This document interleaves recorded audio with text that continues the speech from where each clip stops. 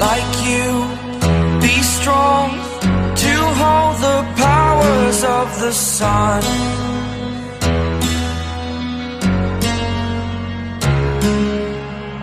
To dream, believe in strength. Now I'm the only one, only one. पिछले episode में हमने देखा था अर्थ अपने ऑर्बिट से गायब हो चुकी थी, लेकिन अर्थ जहां भी थी उस पे हर तरफ अफरा तफरी मची थी। कुछ अवेंजर्स फ्रीज हो चुके थे, किसी को कुछ भी पता नहीं चल रहा था, लेकिन तभी वहां पर वॉयेजर एक होप की तरह आ जाती है। अब आगे मैनहट्टन में फैल्कन सोच रहा होता है, जब हम लाइफ को एक बर्ड की नज़र से देखते हैं तो हमें पिक्चर बड़ी नज़र आती है। कभी कभी ये पहलू डरावने भी होते हैं, लेकिन हम देखते हैं बचाने वालों को, हीरोज को।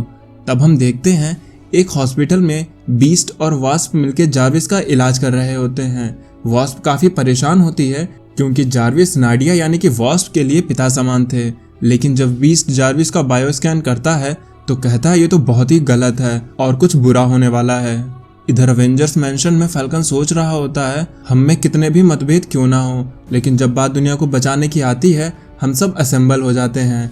वॉयेजर AKA वैलेरी विक्टर, इसके बारे में हमें लगता था कि ये मर गई है, लेकिन ये तो आज हमारे साथ खड़ी है। तब उधर सब लोग वॉयेजर से अगले मूव के बारे में पूछ रहे होते हैं। वॉयेजर कहती है, मैं तो अभी ही आई हूँ, मुझे तो एक अरसा बीत गया यहाँ से गए हुए। यहाँ बहुत से अवेंजर्स ऐसे भी हैं जो उसे नहीं जानते होंगे। और तब हमें वॉयेजर की पुरानी यादों के बारे में बताया जाता है कि कैसे वॉयेजर ने अवेंजर्स की पहली टीम को बनाया था, और वो अवेंजर्स की पहली टीम की एक फाउंडिंग मेंबर्स में से एक थी। सिटीजन भी कहता है वो उसके लिए एक रियल सुपर हीरो थी। क्विकसिल्वर कहता है वॉयेजर उसके लिए अवेंजर्स की फाउंडिंग मेंबर से भी बढ़ के थी। स्कारलेट विच कहती है तुम हमारे दिलों में रहा करती थी, हमने तुमसे बहुत कुछ सीखा, अगर अभी विजन सही होता तो वो भी यही कहता। हरकुलिस कहता है उसे गम क्या होता है ये तब पता चला जब वॉयेजर वहाँ से चली गई थी। वॉयेजर ने हमारे सबसे बड़े दुश्मन कैंग द कॉन्करर से लड़ाई की थी और विक्ट्री के साथ फाइट करते हुए क्रिटिकल मास में चली गई थी, और इसी वजह से लोगों ने उसे भुला दिया। वॉयेजर कहती है वो सालों तक वहीं फंसी रही, लेकिन जब अर्थ को चुराया गया तब उसकी कॉन्शियसनेस वापस आ गई और वो तुरंत यहाँ पर इन लोगों के पास आ गई। क्विकसिल्वर वॉयेजर से उसे न ढूंढने के लिए सॉरी कहता है, जिसमें वॉयेजर कहती है पिएट्रो इसमें तुम्हारी कोई गलती नहीं थी, ये सब उसने तुम लोगों को बचाने के लिए ही किया था। वॉयेजर कहती है लेकिन आज इस दुनिया को उनकी ज़रूरत है, तो उन्हें मिलकर इस प्रॉब्लम का सॉल्यूशन निकालना होगा। यहाँ पर कुछ लोग तो उससे कहीं ज़्यादा पावरफुल हैं, और रही बात लीडरशिप की तो वो भी उनके पास मौजूद है। तब वॉयेजर रोग, फैल्कन और सिटीजन वी की तरफ इशारा करती है।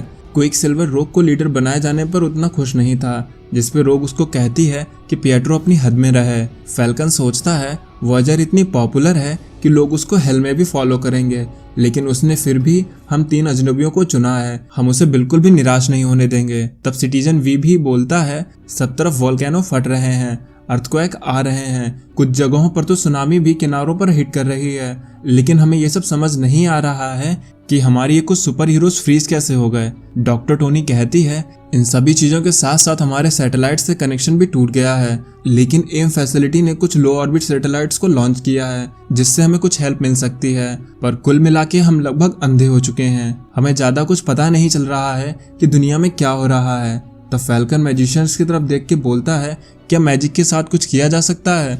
डॉक्टर वुडू बोलते हैं अभी भी कुछ स्ट्रॉन्ग स्पेल्स बाकी हैं जिन्हें वो कर सकते हैं, लेकिन इसके लिए उन्हें काफ़ी वक्त लगेगा। स्कारलेट विच कहती है इन सब केओस में मैजिक भी काफ़ी अनप्रिडिक्टेबल हो चुका है, क्योंकि मैजिक भी अपने आसपास के नक्षत्र मंडल के हिसाब से काम करता है, और जैसा कि तुम लोग जानते ही हो कि हमारी अर्थ अपने ऑर्बिट से गायब हो चुकी है, तो अब मैजिक का भी कोई भरोसा नहीं किया जा सकता है।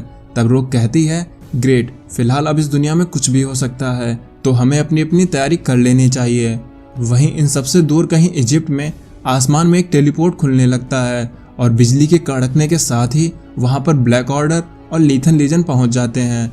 वहां पहुंचते ही लीथल लीजन और ब्लैक ऑर्डर एक दूसरे से ही लड़ने लगते हैं, जैसे ये सदियों से एक दूसरे के खून के प्यासे हों। ये लोग ऐसा क्यों कर रहे हैं इसके बारे में कोई कुछ नहीं जानता था। कॉर्वस ग्लेब कहता है मेरा स्पीयर किसी को भी काट सकता है, तो लीथल लीजेंड से मिलियन बोलता है इसके लिए तुम मुझे छू के दिखाओ। प्रॉक्सिमा मिडनाइट भी ड्रॉल पे अटैक करती है। इनके अटैक की वजह से उस जगह पर धमाके होने लगते हैं, पर वहीं पर कोई उनसे बोलता है उन्हें रूल्स को फॉलो करना होगा। तब लीथल लीजेंड और ब्लैक ऑर्डर मिलकर ये डिसाइड करते हैं कि वो लोग तब तक नहीं लड़ेंगे जब तक कि पिरामिड अपीयर नहीं हो जाते हैं, जिसके बाद वो सभी लोग अपने अपने रास्ते निकल पड़ते हैं। इधर ब्लैक ऑर्डर में कॉर्वस ग्लेब को ह्यूमन की प्रेजेंस सेंस हो जाती है, जिसपे एबोनिमा पूछता है उसका प्लान क्या है। कॉर्वस कहता है रूल्स के अकॉर्डिंग हम लीथल लीजेंड पर तब तक अटैक नहीं कर सकते हैं जब तक कि हमसे बोला न जाए, लेकिन इसका ये मतलब बिल्कुल भी नहीं है कि हम तब तक हाथ पर हाथ धरे बैठे रहेंगे। इस प्लेनेट को बैटल ग्राउंड के लिए इसके यूनिक डिफेंस सिस्टम की वजह से चुना गया है, जो कि हमारे काम में बाधा बन सकता है। इसके लिए हमें सबसे पहले उन्हें ही अपने रास्ते से हटाना होगा। इधर अवेंजर्स मैंशन में सभी हीरोज मिलकर प्लान बना रहे होते हैं। फैल्कन बोलता है 9000 सुपर हीरोज को लीड करना ज़्यादा मुश्किल है 6 को लीड करने के मुकाबले, पर मैं ये कर सकता हूँ। फिर फैल्कन कहता है हमें बाहर निकलकर लोगों की मदद करनी होगी क्योंकि हर तरफ भूकंप आ रहे हैं, पर इसके लिए हम लोगों को कुछ प्लान बनाना होगा।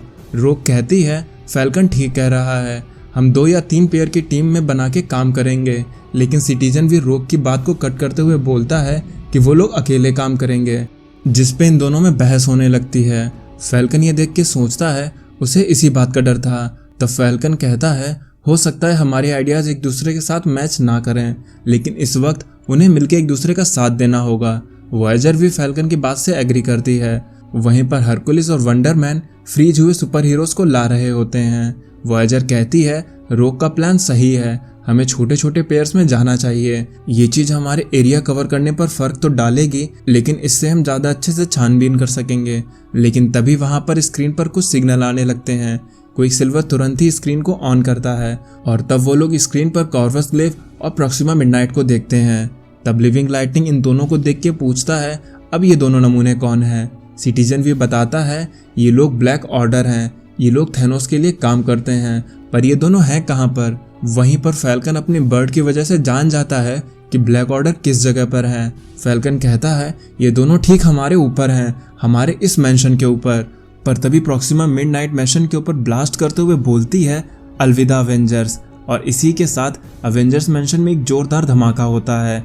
ये धमाका इतना डेडली था कि पूरा मैंशन बर्बाद हो गया, हीरोज का कोई नामो निशान नहीं था। तो क्या अब ये हीरोज भी मारे गए हैं, ये तो हमें आगे जाके ही पता चलेगा। पर ये ब्लैक ऑर्डर क्या थैनोस की वजह से आए हैं, और क्या थैनोस ने ही अर्थ को चुरा लिया है? इन सब सवालों के जवाब हमें अगले एपिसोड में ही पता चलेंगे, जिसके लिए आप हमारे चैनल से जुड़े रहिए। अब मैं चलता हूँ, आप मेरी बाकी की वीडियोस एंजॉय करें और खुश रहें।